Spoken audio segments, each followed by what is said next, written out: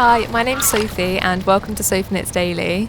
Today, if you can tell from the view behind me, I'm in Amsterdam in the Netherlands and I'm here for the next few days. If you don't know me or you haven't seen my videos before, I normally travel around in a camper van, but in between staying in the camper van, we do house sitting, so we look after people's houses and their pets, and it gives us a good opportunity to explore cities that may be difficult to travel to in the van, but also just to kind of live in a house, have the house luxuries and explore new places.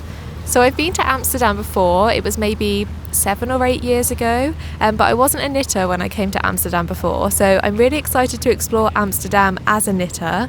I know there's a few yarn shops here that I'm very looking forward to visiting, but I'm not going to put much pressure on myself to kind of see and do all the touristy bits of Amsterdam. As I said, I've been here before, so I've done a lot of the museums and I've seen a lot of the kind of central tourist attractions. So no firm plans of what I'm going to do over this weekend, but I'm going to see what else Amsterdam has to offer, maybe go to some of the hidden gems, and I'll take you with me. So it's the next day and we've had a pretty lazy morning this morning. It's been pretty grey and overcast, so I've just been chilling, sitting on the roof deck upstairs of this apartment, which has been really cool, and we get a really amazing view of all the kind of spires of Amsterdam and the view around us. So it's been nice to just chill, be a bit lazy and do some knitting. The area that we're staying in is called Jordaan, and all of the buildings and apartments around here are really cool. We explored a bit more of this area yesterday after I last spoke to you, and I had such a lovely time wandering around. This area is full of art galleries, cozy cafes, there's lots of independent shops, and there's just lots of artwork and interesting things everywhere. It's a really kind of cool place to be. It has quite a cool vibe, and I enjoyed just window shopping and having a look around all the little art galleries and art that was on display. I feel like there's so much inspiration here in terms of colour, different crafts, even the buildings themselves are so beautiful. They're all quite large kind of townhouses built on the canals, and each of the buildings look completely different from the outside. Some of them are really wonky, some of them have really interesting kind of decorative swirled fronts, they're all different colours, so it's just a really nice place to kind of wander around, have a look at the buildings around you, and especially have a sit on the canals. Amsterdam is really cool in that it's built in a kind of grid-like system of the buildings and the canals, and it was built this way for a reason. So much of Amsterdam is below sea level, and the canals were built to drain a lot of the marshy land so that the land around it was able to be built on to make the kind of houses and buildings. And the canals were also used as a bit of a roadway. A lot of the streets are really narrow, but the canals would transport kind of goods around the city and out of the city. But they're also kind of used as transport links for people. And the canals are still really busy today. I think there's some sort of kind of sail event on, so there may be more boats here than there normally is. But there was so many boats going around. We saw lots of boat traffic jams and a bit of interesting boat navigation. I don't know how people so comfortably steer their boats around and don't crash. I'd be pretty reluctant to get on a boat here in Amsterdam that I'm steering myself, because I don't think I have the control that the people that live here do. So sitting on the canals and watching the boats was pretty good entertainment for us yesterday. We ended up sitting on the canal outside this little pub, and I did a bit of knitting and just watched the boats go by. And I think you'll see in the clips that I'm working on my Claire vest by Mochi knits, which I'll grab for you. And I'm kind of focusing on this project whilst we're here in Amsterdam, because I think this is the last of the sun that we're really going to get. Not that it's particularly sunny today, but summer is nearly over, and this is my last kind of summer whip. So I want to get it off the needles. Yesterday I ended up finishing the body. So the end of the body is worked off in an Icelandic bind off, and I've done this once before, but I don't think I've done it on a garment project. I think I did it on my Aggie the sheep, which you may have seen in a previous video, but it does provide a really kind of nice rolled, slightly kind of pearl looked edge to it. It doesn't look too dissimilar from kind of your standard bind off, but does have like a bit more bulk, maybe between your standard bind off and I-cord. I am getting a bit of rolling in this fabric, but hopefully that will kind of block out. I'm knitting this in Isager Hór Organic, which is 100% linen in the colour linen, and I'm knitting it on a needle size down to get gauge, and I have got gauge on this. I think I'm knitting the size large for 5 centimetres ease. I think they recommend 4 centimetres ease, so the size large suited me best. And the actual design of this is kind of a loose summery vest pattern with a really deep V-neck and kind of vest straps. And 3 button closures at the front. I think the buttons are maybe permanently closed from reading the instructions. I think it says you can create loops that are a bit bigger to take the buttons on and off, but it's designed to be worn with the buttons closed. So I think I'm going to do it in such a way that it just remains closed and I put it on over my head rather than over my shoulders like a cardigan to get it on. I don't have much more to do on this. I'm currently doing the I-cord that goes from the bottom and around the back of the neck and to the front. And doing this I-cord is actually really nice. When you're doing the kind of front panels, you do slip stitches at the edges, so you're working your I-cord into those slip stitches, so it's really easy to pick up your stitches to do the applied I-cord. So that I-cord kind of around the front and the back of the neck is flying off the needles, and then the only thing I have left to do is the armhole kind of edges. I think they're worked as like a folded edge, but you do the folded edge with a crochet hook. And I actually don't have a crochet hook with me. I did bring one on this trip, but it kind of fell apart, like the handle fell off the hook. So we are heading to some yarn shops today, and that's going to be one of the things that I'm looking out for to pick up. I spoke to Sheri from Good Knits, you might know her channel, and she lives in Amsterdam, and she recommended 2 yarn shops, so Stephen and Penelope, which is co-owned by Stephen West, who I'm sure many of you know, and Hooks and Yarn, which is a yarn shop a few doors down. So hopefully they have a crochet hook in the right size for me to pick up. I do have a few other things that are on my shopping list that you may have heard have been in my shopping list for a few videos now. So I need some Knitting for Olive mohair in the colour Snowflake to make a wedding shawl for a bride who's kind of asked me to make the shawl for them. And I need some main colour yarn to hold with some contrast colours that I have for a Norwegian inspired jumper. I'm using the Harriet Sweater pattern by Lene Holme Samsøe to make kind of a Norwegian inspired colourwork jumper. So yeah, I need the main colour yarn for that. So crochet hook, mohair, main colour yarn are the things that I'm looking out for, but we'll see what else is there and what I get inspired by, and I'll take you along.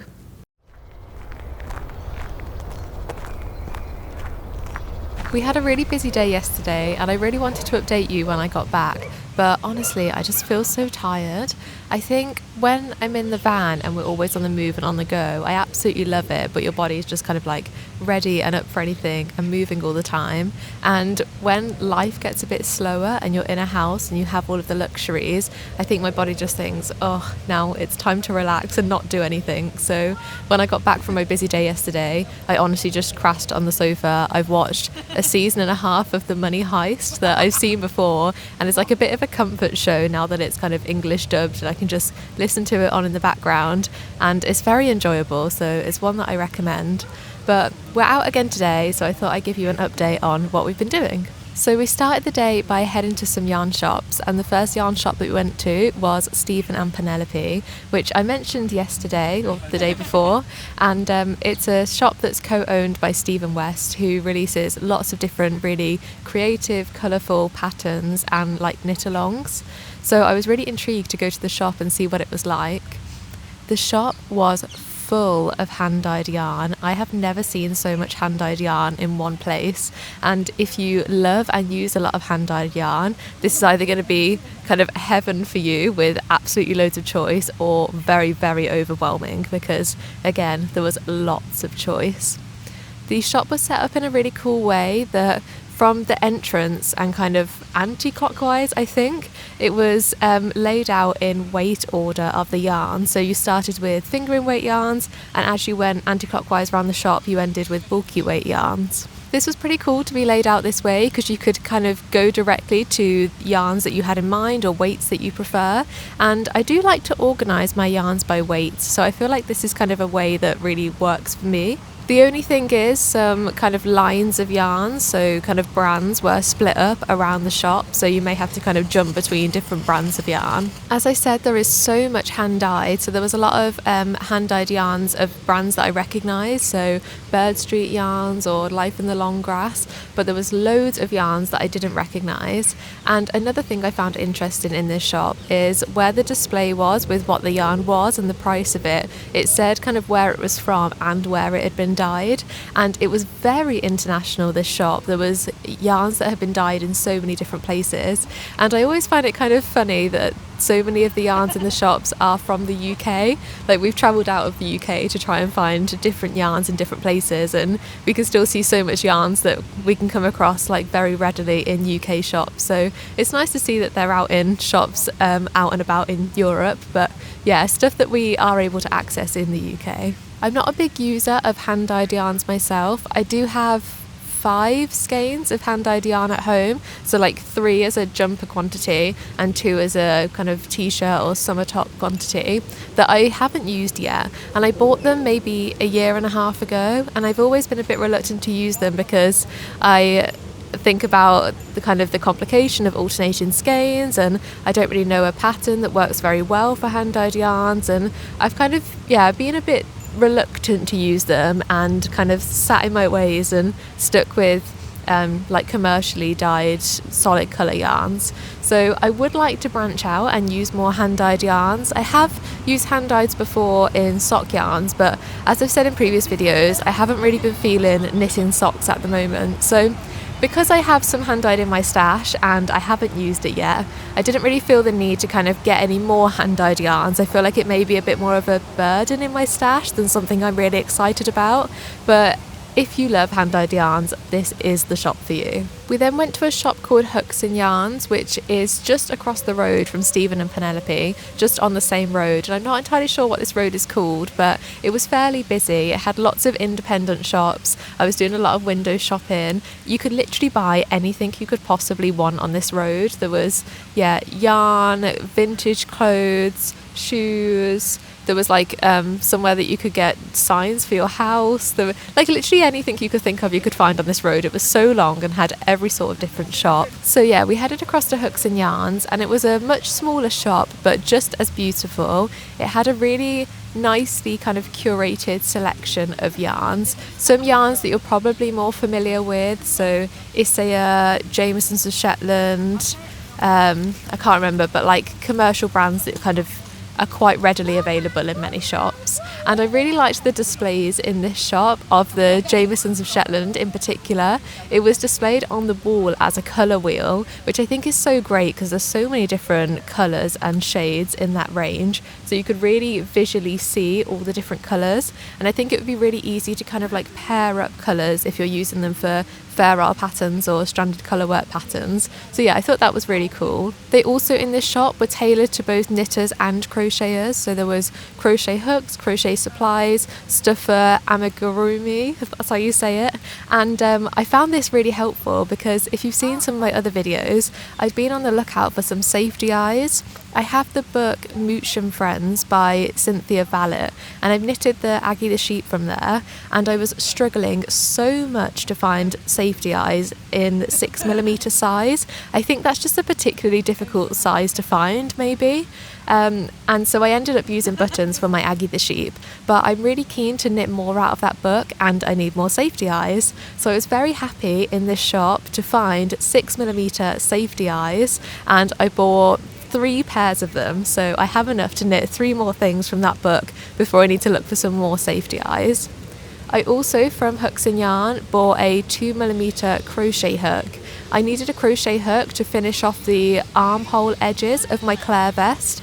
I don't have my Claire vest with me because I've actually kind of finished it. I just need to put the buttons on, and it's blocking back at the flat at the moment. So I'll update you on kind of what that crochet edge is and what my Claire vest looks like when that's dried, and kind of talk you through why I needed a crochet hook. But I'm glad I was able to find it here. The owner in this shop was so lovely and I enjoyed having a little chat, so I definitely recommend heading to Hooks and Yarn if you're in Amsterdam. The owner also said there was 3 yarn shops in Amsterdam and I was only aware of 2, hers and Stephen and Penelope Penelope. So I was frantically Googling for the third one, and it actually came up as a needlework or needlepoint shop on Google Maps, but it was a shop that was actually full of yarn.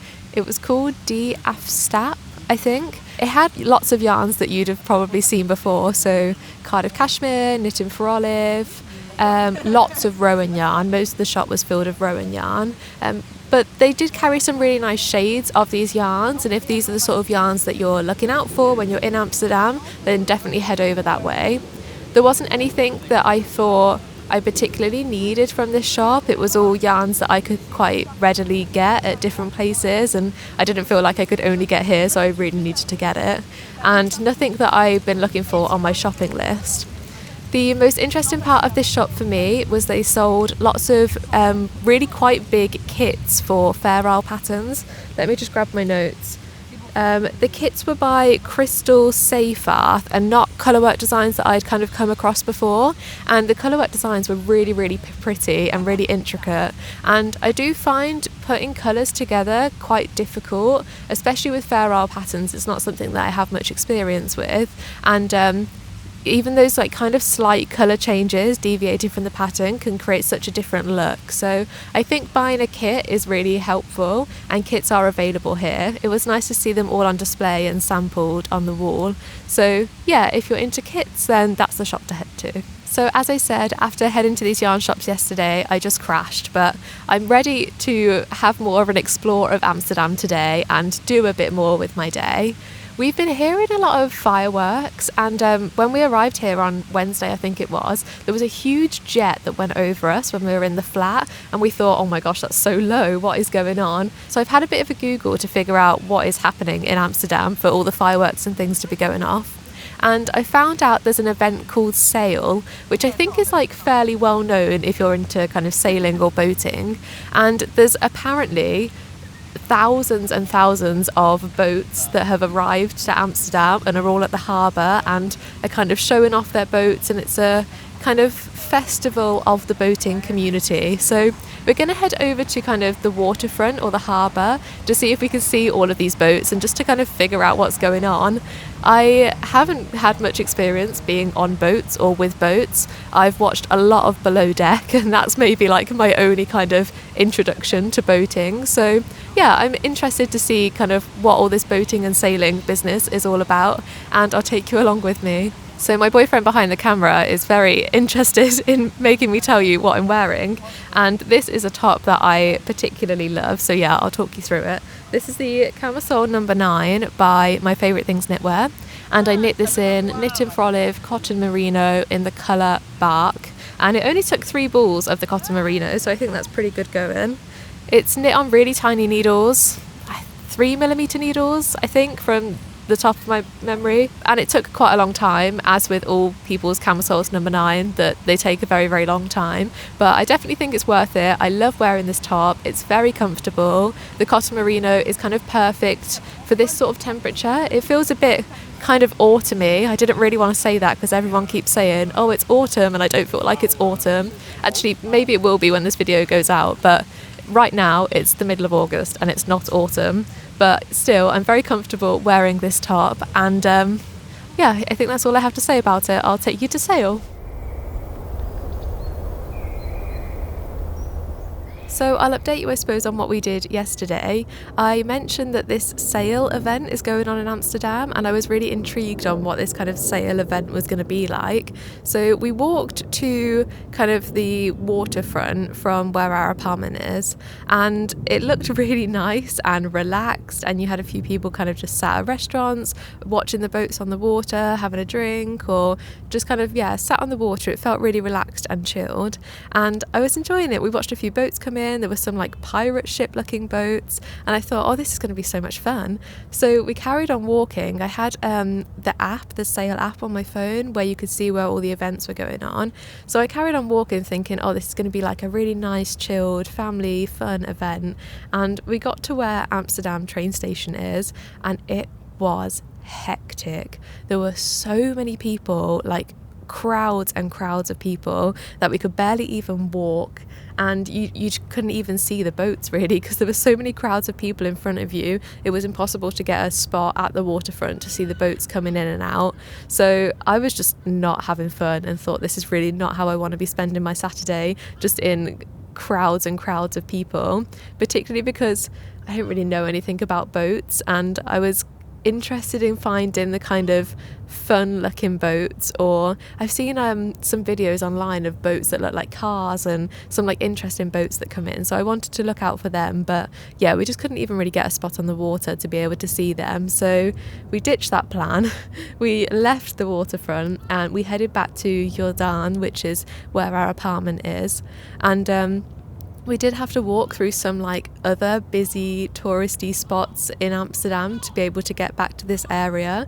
We walked kind of straight through the city centre, and I don't know if it's just because this sale event is going on, or if it's because it's a weekend in the summer, or if Amsterdam is always like this, but everywhere in the centre is just so overwhelmingly busy. You can just barely even move for the amounts of people that are around, and this Jordaan place is still like a little bit busy, but is not packed and overwhelming, and is just so much of a nicer place to kind of spend our weekend. So there's lots of really cute kind of cafes, bars, independent shops. There's a very like arty kind of fun vibe here on the canals, so that's where we spent most of our day yesterday, rather than in the kind of hordes of people in the city centre. And I think we're going to try and avoid the central spots again today. On our walk back, we also found this really cute market, and at this point I was absolutely starving, and we were following some kind of directions for a restaurant on the maps, but we came across this market and I was so happy to find it. I always prefer kind of getting food, takeaway food from a market. I think it's just like feels a lot more fresh, and there's so many options, and all the options are generally like something quite interesting. So we ended up getting this, I don't even know how to describe it. It was like a really large flatbread pita that was filled with lots of veggies and was really nice. It was being cooked on like a grill pan thing, with some like olives and this kind of vegetable spicy tagine type thing with chickpeas. So that ended up being really, really tasty, and even looking around this market was really fun. I obviously always look out for all of the kind of fibre arts activities and things at the market. There was this huge stall of linen fabric which was just beautiful. The colours of the linen were absolutely amazing, and I really wish I could do more sewing, but obviously I don't have a sewing machine in the van, and hand stitching isn't really fun for me. It's just not something that I've really enjoyed. I do enjoy sewing on a sewing machine, so yeah, I loved the look of all of these linens, but not something that I needed. And there was also some yarn there and some wool there that I was having a feel of.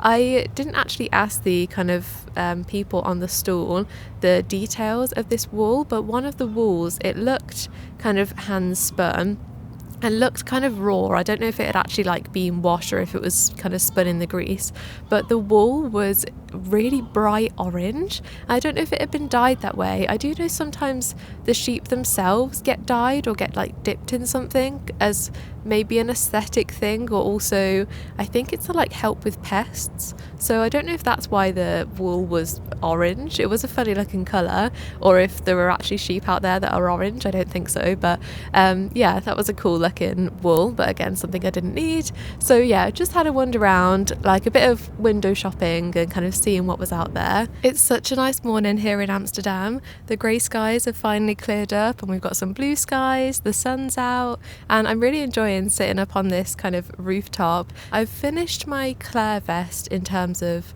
what the pattern expects you to do for the Claire vest, but I think I'm going to make a few changes, so it's not entirely a finished object yet. You do quite a few different techniques in this Claire vest that I haven't really done before. So for the bottom hem, you do a Icelandic bind off, which I think looks really neat and I really like the look of it. I also think it rolls a lot less than a stockinette kind of normal bind off edge. I think this has been helped with blocking. I've blocked this and I've also ironed it because it is 100% linen, and I think linen kind of responds quite well to an iron, and that helps it like be more drapey and loosen up and things. So yeah, it's not rolling very much at all, and I think it would roll a lot more if I'd have just done a normal bind off in the stockinette knit. So yeah, I like the Icelandic bind off at the bottom. The other technique that you do is kind of crocheting down the shoulder seams or the kind of armhole seams. So what you do is you pick up stitches from the wrong side and you do about 1 centimetre of knitting in stockinette, and then you fold that over and crochet it down to the right side, so you get a kind of double folded seam on the armholes.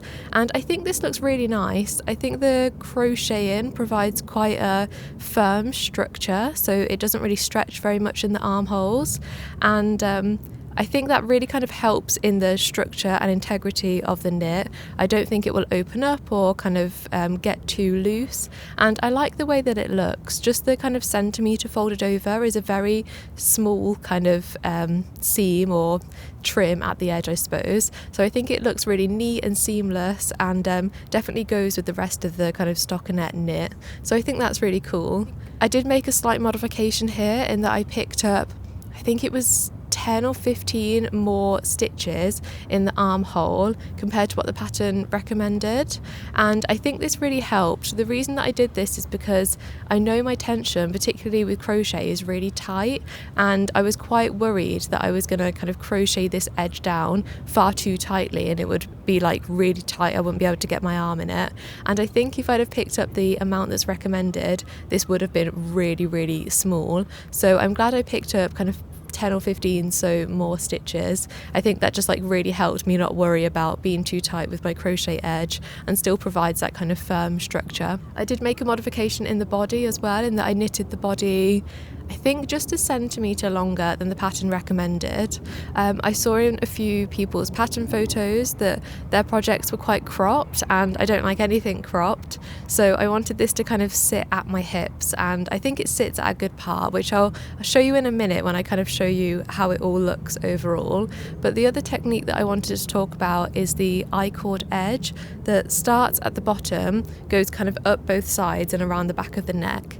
And I like this I-cord edge, but I think this is kind of where my main problem lies in this knit. So I think it's just a 3-stitch I-cord, and I do feel like the I-cord kind of rolls in on itself. I'm not sure how well you're going to be able to tell, but I did try my best with blocking to kind of unroll that I-cord edge, but it didn't really unroll too much. I think I do have the issue where I don't have blocking mats with me, and I just kind of wet this, let it soak, and sit it on a towel and kind of just let it block as it wanted to. So I wasn't able to block it on a mat with pins and stop that roll. I did then try and kind of iron the roll out, and that didn't help either. So yeah, it does roll in slightly, which I'd rather it roll in than roll out, but still quite frustrating, because I think that rolling is where my issue is, in that there's quite a lot of gapping between the buttons. So this knit is designed to have buttons that kind of stay permanently closed. The way that Mochi Knits describes doing the buttonholes, you're basically just looping a piece of the yarn that you've used around the buttonhole and tying it really tightly. So I can't take these buttons off without kind of cutting that bit of linen thread that I've wrapped around it.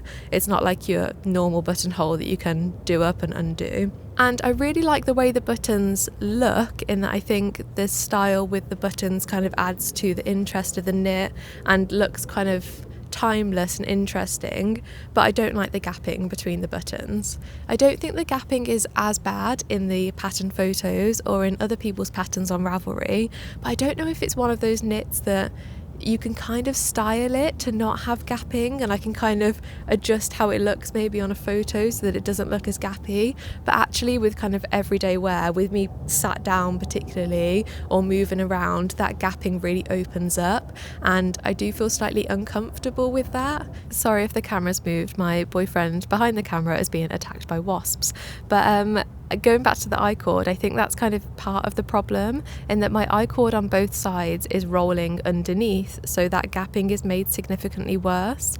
I want to keep the buttons and I want to keep kind of the original look with the kind of buttoned up cardigan vest style garment, but I just don't think I can cope with the gapping. I think if I was to close these kind of seams up, I would feel more comfortable in that you kind of can't see my stomach and the gap isn't opening up, and I'm not constantly adjusting it all the time. But I also think this would make this piece significantly more bra friendly. It's very bra friendly in the fact that the shoulder straps are big enough to cover bra straps, and I don't know if it's just the particular bra that I'm wearing, but the V-neck is quite deep and quite low, but isn't so low that you can see kind of where my bra sits. So I think this is just like a normal t-shirt bra, so that fits fine, but you can see my bra between these gaps. So if I was to close that up, I also wouldn't have to worry about what bra I was wearing or colour bra that I was wearing for it to kind of seem seamless, or for it to kind of match.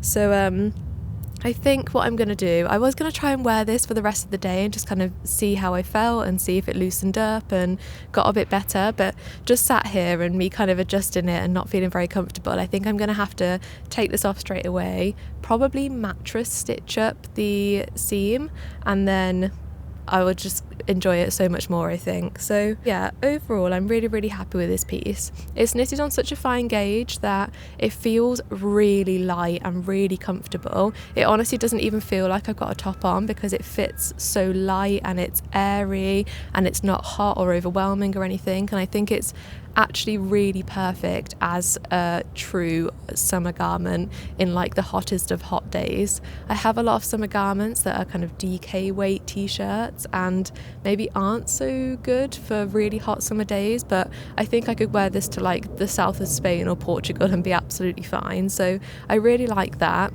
The linen has definitely loosened up with blocking and with an iron, and it does feel much softer now, and I've heard that linen just gets softer and softer the more you wear it, so I'm looking forward to that. I was also a bit concerned when I was knitting this up that I had like a little bit of rowing out, or the stitches didn't look particularly neat in the linen, particularly on the kind of shoulder where you do short row shaping. And I didn't think blocking would really help with this because it's kind of a natural like plant fibre, and I haven't found that blocking plant fibres particularly kind of help the look of uneven stitches, but I was proven wrong. That I think this looks so much neater now that it's been blocked, and I think all the stitches look really neat, and yeah, I'm really happy with that. So I would definitely use this yarn again. I would definitely knit this pattern again, but I think I would maybe just knit it in the round from under the arms or from kind of where the V is. I don't think I need to do the kind of back and forth knitting, particularly if I'm just going to seam this up anyway. So yeah, overall happy with it. I think today we're going to try and stay away from the crowds again, and I would like to go to the flower market and see all the tulips. I haven't seen any tulips since being in Amsterdam, and I remember tulips being a massive thing when I was in Amsterdam before. So we're going to head to the flower market, and then I think we're going to head south to Vondelpark, where a few of the museums are, and I think Vondelpark would just be a really nice place to chill, have a picnic, enjoy the sun, and do a bit of knitting. I'm going to take my mixed rib cami by Florence Miller with me, so maybe I'll update you on that when we get there.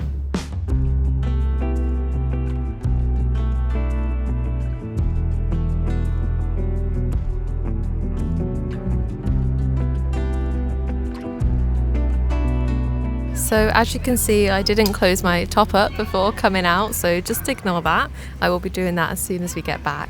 But I just wanted to get out in the sun. It's so beautiful. I can't see you very well because of the sun, but it's very pretty and I feel very hot and warm. But we've come out to Vondelpark, which is a kind of huge green space in Amsterdam, and it is very busy and very used. It is generally quite quiet here, like there's loads of people around, but it doesn't feel too loud or overwhelming, and everyone's just kind of chilling, sitting, having a picnic, doing little crafts, drawing. We saw someone journaling, so I'm joining them. I've been sat here. We had a little picnic. We had some crisps, some hummus, some bread, and I found these really cool Oreos that are tiramisu and vanilla flavour, so I am very excited to try them. I have like a newfound obsession with tiramisu. We had tiramisu in Barcelona a few years ago, and then ever since then I've been like desperate and on the hunt to find vegan tiramisu, and it's like really hard to come by, but they seem to do loads in the Netherlands. When we were at a festival a few days ago, or like a week or so ago, they had vegan tiramisu in the supermarket there, of all things, in this tiny little fridge space, vegan tiramisu. So yeah, I'm excited to try those Oreos. But whilst having our picnic, we were kind of lay down and doing a little listening party. I'm a big fan of Wolf Alice, and we went to see Wolf Alice a few years ago after their Blue Weekend album that came out, I think it was like 4 years ago, and it was so good. It was like one of the best nights. So I've been eagerly awaiting their new album 4 years later. I did really enjoy the experience of doing like a little listening party with my boyfriend, and I'm very excited for a few more albums to come out over the summer. So we're waiting for CMAT, we're waiting for Lola Young. So yeah, if you have any recommendations for albums that you think we should listen to all the way through and do a little listening party of, then please do let me know. I'd be very interested in kind of what artists you absolutely love and love listening to. I'm always really interested in expanding my like music knowledge and kind of introduction to new artists. So yeah, please do let me know in the comments. I was knitting on my mixed rib Cami by Florence Miller. So this is going to be my kind of next focused whip after finishing my Claire vest, and I've made a fair amount of progress, I think, since I last told you about this on a video. So since being in Amsterdam, actually, before I kind of made a focus on getting my Claire vest done, I did all of the I-cord edges for the mixed rib cami. So you do I-cord on the collar and on both of the sleeves, and I think again this is like a 3-stitch I-cord. It was very easy to do. Actually, I think it's fairly interesting in that the I-cord is worked kind of slightly differently on the mixed rib cami to the Claire vest. So on the mixed rib cami, Florence Miller tells you to pick up stitches within a certain kind of stitch rate, so like 2 in every 3 or 3 in every 4 or something like that. And then from the stitches that you've picked up on your needles, you then do the I-cord. But on the Claire vest, you do the I-cord kind of as you go along. So you do the kind of 3 stitches of the I-cord, and then you pick up the next stitch, and then you do the stitch of the I-cord, and then pick up the next stitch. And I don't really know why you do one way and one the other way, so like why you'd pick up your stitches before and then work the I-cord, or why you'd pick up your stitches as you're working the I-cord. So if you know kind of how this produces kind of a different result, or if it does produce a different result, then please do let me know, because I'm very interested in that, and I don't really know why it's worked differently. I think I kind of prefer picking up all the stitches first and then doing the I-cord. I think I hate picking up stitches basically, so I'd rather get all of the stitches picked up out the way and then do the I-cord and kind of bind it off, rather than knowing that whole time I have to keep picking up stitches, and it just feels a bit more laborious maybe. But the I-cord, yeah, was fairly easy on the mixed rib cami. I did think it looked really nice before doing the I-cord, and I thought, well, it probably doesn't even need an I-cord. It looks nice as it is, but it definitely looks more polished with the I-cord there, so I'm happy with the result. I've attached my third and final ball of yarn for this, so I'm kind of just going to work as much of this as possible. I think I'll probably need the whole ball of yarn to make it the length that I want. I say in maybe every video, but I don't like anything cropped. So I think I'm going to need the whole ball of yarn so that it isn't cropped, because it is still quite cropped at the moment. It maybe doesn't look like it, but because it stretches so much when you put it on, it then kind of cinches up and feels a bit shorter. And I do have slightly less meterage than the pattern recommends for my size, so yeah, I think I'll need the whole ball of yarn, so I'm just going until this runs out. The yarn that I'm using is Camarosa wool cotton blend. It's 70% wool, 30% cotton. Again, I say this every time I talk about it, but I can't pronounce the name of the yarn, so it's just their wool cotton blend, and I'll have it linked down below in the description box. And I'm really liking the way that this feels. It's very interesting going from the 100% linen of this to like a wool cotton blend, because this feels so much more like plush and bouncy and soft and comfortable on my hands than the linen does. It's interesting going from different fibres and then having to kind of tension your yarn a bit differently, but I feel like I'm getting into the rhythm with this now, and hopefully it won't take too much longer to finish so that I have a bit of time to wear this during the kind of end of the summer and into autumn. So yeah, this is what I'm going to be doing for the rest of the afternoon and soaking up the sun.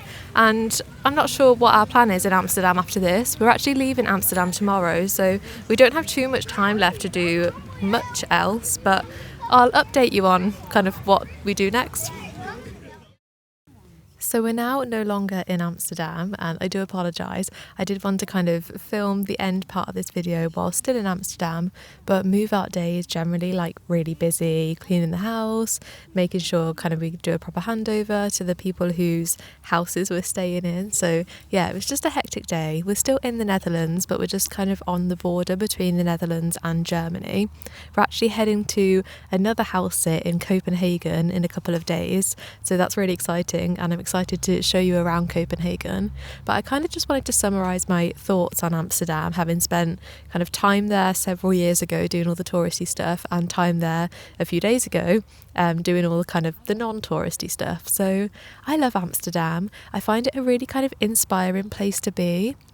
I think there's loads of really interesting kind of independent shops. There's lots of art about. I think even in kind of the cobbled floors and the designs of the buildings, and there's always kind of inspiration around you. I think it's just the architecture really that's inspiring. I don't know if it's just because I'm a knitter or if kind of other fibre arts have this, maybe like quilters or sewers or people who do like embroidery, but anywhere I look I feel like I'm finding inspiration, if that's colours or patterns or kind of geometric shapes and things that I think that would make a really good knitting pattern. And I feel like there was just loads of them in Amsterdam. So yeah, I really enjoyed just having a wander around and kind of looking at all the smaller details of what was around.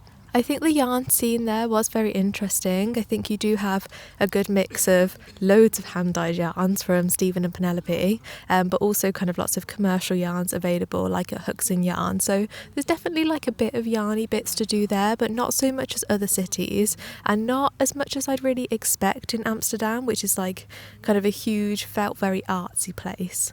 I did find that a lot of the touristy areas were kind of unsurprisingly very touristy and very busy, maybe more busy than I expected. Kind of the central shopping area and kind of where the museums are was all generally very busy, and Vondelpark, where I filmed my last clip, that was incredibly busy as well. So if you're going there at the height of summer, kind of expect that there's going to be loads of people around and it's going to be quite busy. But if you stay in the Jordaan area, that was absolutely my favourite place and much quieter, and where I had kind of the best time.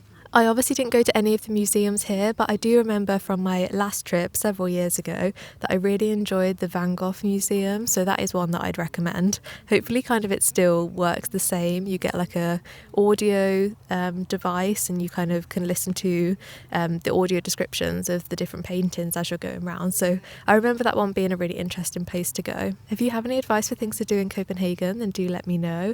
I'd be intrigued to hear kind of what you get up to in Copenhagen, maybe as a knitter or someone into fibre arts. And before I forget, I'll show you a few clips of my Claire vest that was kind of my main project in Amsterdam. It looks slightly different from when we were in Vondelpark because I've seamed the middle of the vest up, and I think the seaming looks really good. I showed my boyfriend and I was kind of a bit hesitant in like, oh, does it really need the buttons now, and does it look a bit weird that it's seamed? But he says it just looks like the buttons are done up and it's kind of closed rather than it's actually seamed together, and he said the buttons look nice, so I'm going to trust his opinion. I'll ask you the same, like what do you think about it? But I am much more comfortable wearing it now and happier with the fit. So yeah, I'll show you some clips. I think it's always helpful to know about ease on a garment. So the Claire vest has 4 to 5 centimetres positive ease, which is what's recommended in the pattern. And I really like that fit where it's not tight, but it's a little bit flowy, but also kind of form-fitting. So yeah, 4 to 5 centimetres ease, and there is slightly more ease at the bottom over my hips because of the kind of decreased V shaping at the bottom. And I think that looks really nice and is kind of very flattering. Yeah, so if you need any more information, I'll try and put it up on my Ravelry, which is linked below. I think I'm going to wrap this video up here. Thank you so much for watching. If you do enjoy the video, then consider liking and subscribing to the channel. And I also have a Patreon, so if you feel like you're able to or want to support the channel, then that's kind of the place to do it. There's a lot of time and money that goes into the production of these videos, so giving a little on Patreon really does help the channel, and I'd be very grateful. There'll be no additional content available over on the Patreon because I want my content to be free and available for everyone to watch. And the Patreon's kind of just a way to support the channel without me taking on any sponsorships from companies that I don't use or I don't know. I'm very reluctant to take on any sponsorships, especially those that kind of aren't related to knitting or my interests or travel and those sorts of things. So yeah, thank you so much for watching, and I'd really appreciate any sort of support over there. Bye!